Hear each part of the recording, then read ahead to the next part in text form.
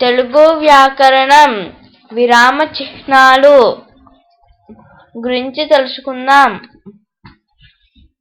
కామ, చుక్క లేక బిందువు, ప్రశ్నార్థకం, ఆశ్చర్యార్థకం అనేవి విరామ చిహ్నాలు.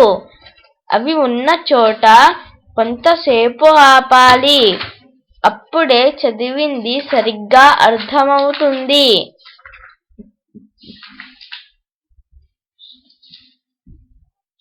కామ గురించి తెలుసుకుందాం.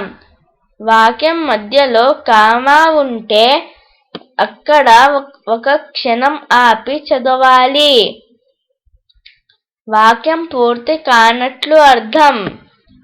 ఉదాహరణ: అక్కడ లడ్డూలు, పాలకోవా, జిలేబీలు ఉన్నాయి. చుక్క గురించి తెలుసుకుందాం. వాక్యం పూర్తి అయినప్పుడు చుక్క ఉంటుంది. వాక్యం పూర్తి అయినట్లు అర్థం. ఉదాహరణ: నేను పండ్ల దుకాణానికి వెళ్ళాను.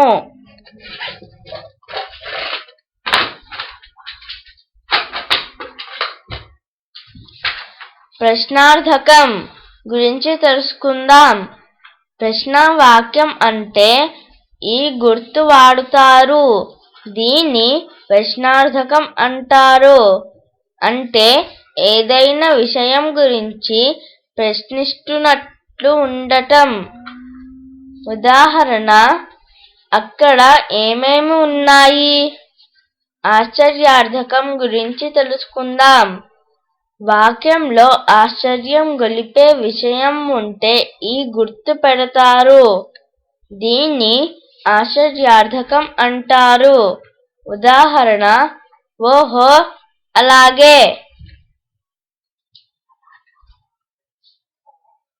ఓహో, అలాగా. ధన్యవాదములు.